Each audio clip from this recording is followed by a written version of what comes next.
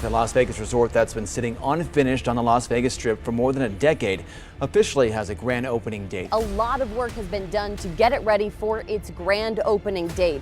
Developers of Fontainebleau Las Vegas are celebrating the luxury resort as a symbol of resilience. This is an unusual story. It's the new game in town, so it'll be something people want to check out. But what took so long? This is the Fontainebleau Las Vegas. 67 floors, 3,644 rooms, $3.7 billion. The most expensive symbol on the Las Vegas Strip, built to dominate the entertainment industry, yet running at an occupancy rate of just 49%.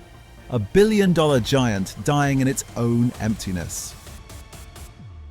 Why did Nevada's tallest building take 20 years to finish amid construction chaos, only to end up standing alone like an empty blue fortress at the north end of the Las Vegas Strip? What makes a $3.7 billion investment acceptable to reportedly lose $400,000 a day during what should have been the strongest years in Las Vegas tourism history? How does a resort with dozens of high-end restaurants let a $24 plate of 6 tortilla chips become a national conversation about service value? And when the most basic rules of location and real estate operations are ignored, who is supposed to answer for that? To understand how all of this happened, return to the starting point. In 2005, Florida-based developer Jeffrey Soffer acquired the Fontainebleau Miami Beach, the oceanfront hotel that had hosted Frank Sinatra, Elvis Presley, and the Rat Pack through the 1950s and 60s. For a generation of Americans, that building wasn't just a hotel, it was a postcard for what luxury looked like. Soffer had one idea: bring that to Las Vegas and build a different kind of resort. One where hospitality and convention business drove revenue, with gambling as a secondary source. He chose a 25-acre plot at the far north end of the Strip, the former site of the El Rancho Hotel and the Algiers, two properties that had defined early Vegas before being demolished. He broke ground in February 2007 and commissioned a 67-story tower rising 737 feet above Las Vegas Boulevard. The plans called for 3,644 rooms, 36 restaurants, 550,000 square feet of convention space, and a 173,000 square foot casino with 42-foot ceilings, roughly the height of a 4-story building. Glenn Schaefer, president of Mandalay Resort Group, the company behind Mandalay Bay and Luxor, came aboard predicting less than 1/3 of revenues would come from gambling. Soffer partnered with Koch Real Estate Investments, the real estate arm of Koch Industries, to secure $2.2 billion in financing. Total project cost $3.7 billion. To get there, Soffer's father Jerry signed $220 million in personal guarantees. The family was all in. That was the plan. Here's what actually happened. In July 2007, 5 months into construction, 70 ironworkers walked off the job, refusing to work in conditions they described as unsafe. They returned 3 days later, but the pressure never eased. The following month, a construction worker fell 30 feet when his safety harness failed. He died from his injuries less than a week later. Days after that, 3 concrete slabs, each 60 feet long, collapsed in the parking garage. A Las Vegas Fire Department spokesperson stated that anyone underneath at that moment would not have survived. The physical danger was visible, the management danger was not.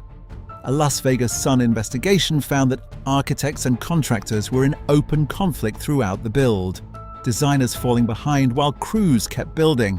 One engineer described it plainly: building on the edge, racing ahead with construction, while designers struggled to keep up, knowing they'd have to tear down sections and rebuild them weeks later. Millions of dollars in rework before a single room was ever sold. By November 2008, the tower was topped off. The grand opening was scheduled for fall 2009.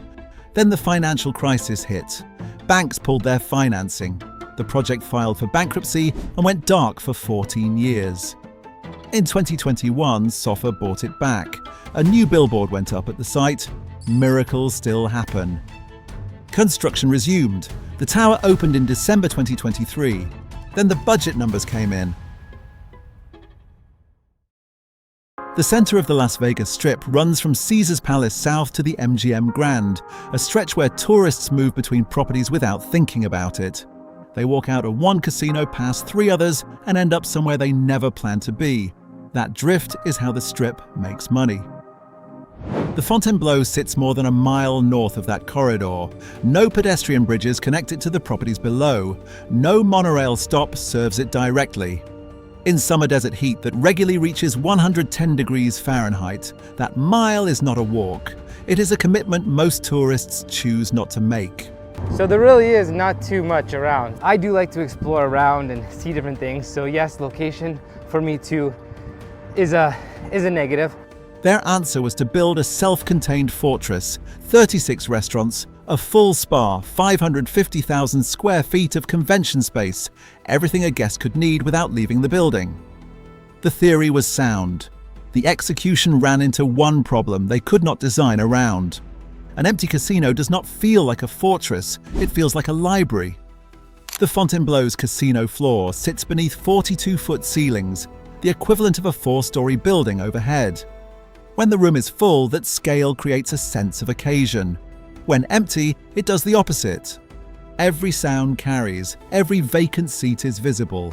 Gamblers describe the experience the same way: depressing, unlucky, the kind of atmosphere that makes a person want to put their wallet away and leave.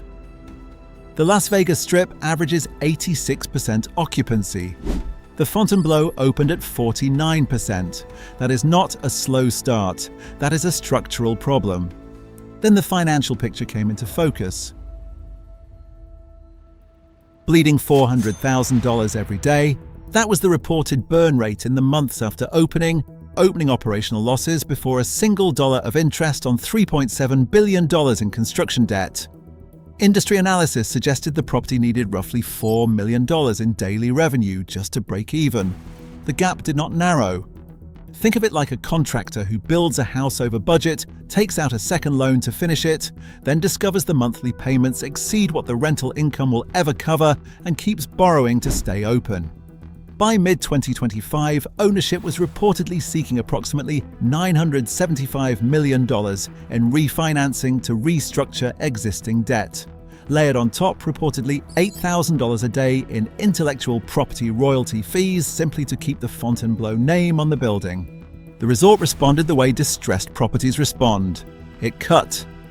In May 2025, at least 60 table game dealers were laid off. The staff meant to bring energy to a floor already struggling to fill seats. Removing them did not solve the revenue problem. It made the empty floor emptier. Then it gets worse. A plate of lackluster nachos from the Fontainebleau Las Vegas is now going viral on social media. Viral tweet get over 1 million views about paying $24 for nachos and getting just 6 chips. Well, look at this. Man, they definitely made a quick change after that, In early 2024, a guest ordered nachos at the Fontainebleau Sportsbook. What arrived was 6 individual chips, melted cheese, and 4 dipping sauces. 1 hour wait, $24. He posted one photo with 3 words, "Come on, man." The post reached 1.2 million views within days. 4 Queens, a downtown Las Vegas casino, promoted their pulled pork nachos at $12.99. Binion's, another downtown property, pushed theirs at $15. The hashtag #NachoGate was born, and the Fontainebleau became a national punchline before its first year was over. The nachos were not the problem. They were the most visible symptom of a property charging luxury prices without delivering luxury consistency. A spa day pass ran $150, double the rate at comparable strip properties. One guest paid $44 for coffee and pastries. Housekeeping did not clean rooms unless specifically requested, a policy not communicated at check-in. The spa sauna was reported out of service. The hot tub was described as full of dirty foam. Basic amenities including shampoo and deodorant were missing from the locker room. The gambling experience followed the same pattern. Slot machines were consistently described as tight configured for minimal payouts, offering almost no return on extended play.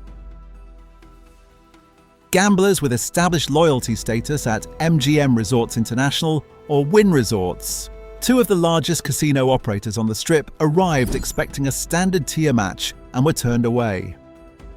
Tier matching is routine practice across Las Vegas. The Fontainebleau suspended the program after a single day, according to a Fontainebleau casino host speaking to industry media.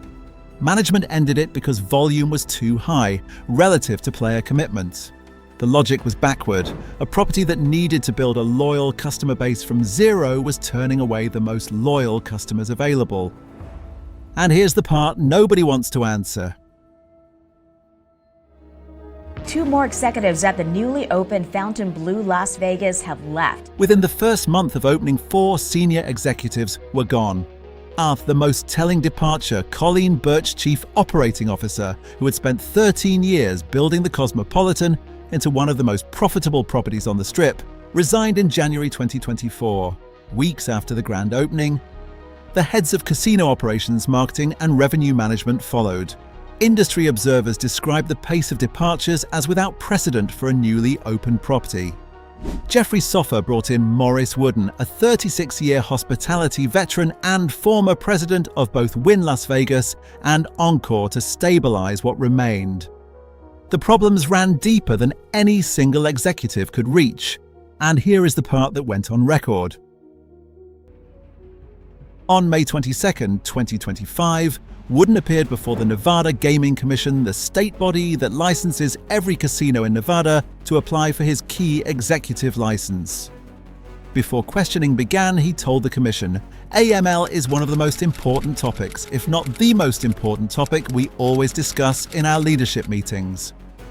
Nevada Gaming Commissioner Rosa Solis Rainey then asked him directly, "With respect to AML, tell me about the issues currently going on at the Fontainebleau with respect to credit issuance. Are you aware of those?" Wooden's response, "I'm not sure of any investigation as it relates to anything with AML. Is there something specific?" The investigation had been accidentally included in the Commission's public meeting materials. In January 2024, property ownership had overruled management's decision to deny credit to a patron. A $2 million marker was issued to Damien LaForbes, an illegal bookmaker already connected to anti-money laundering investigations at MGM Resorts International and Resorts World Las Vegas. Fontainebleau became the 4th Las Vegas Strip casino in just over a year, under investigation for potential Bank Secrecy Act violations after MGM, Resorts World, and Wynn Resorts. Ownership overruled the people hired to say no, and all of it traces back to one decision: a $3.7 billion fortress brought down by a $24 plate of nachos. And it's already happening again 1 block south. Resorts World Las Vegas opened in 2021. Same North Strip location, same distance from the foot traffic corridor, same question about whether a destination resort can survive without walk-up customers. Together, the two properties represent $12 billion in investment at the end of a road most tourists decide not to walk. Neither has answered that question yet. This wasn't a construction failure. The engineering works. What failed was a system that rewarded the ambition to build and held nobody accountable for the judgment to operate. 4 executives left in the first month. 60 dealers were gone by month 18. An owner overruled a compliance decision that triggered a federal investigation, and the president of the property learned about it from a government commissioner in public during his own licensing hearing. Nobody who made those decisions has been asked to justify them. There is a case for the other side. In 2024, ownership purchased 5 adjacent acres for $112 million. In 2025, the property received a Michelin key, the only resort in Nevada to receive it. In January 2026, it became the only Strip resort offering free underground transit via Vegas Loop. The building is still investing, but awards don't service $3.7 billion in debt, and a tunnel doesn't replace foot traffic. The model that built this building is already permitted, already financed, and already under construction in other cities. You just haven't heard that story yet. The project you just watched took years to fail publicly. The next one on this channel took longer and cost more. Subscribe, because by the time it makes the news, it's already too late. Comments are open. Name your city.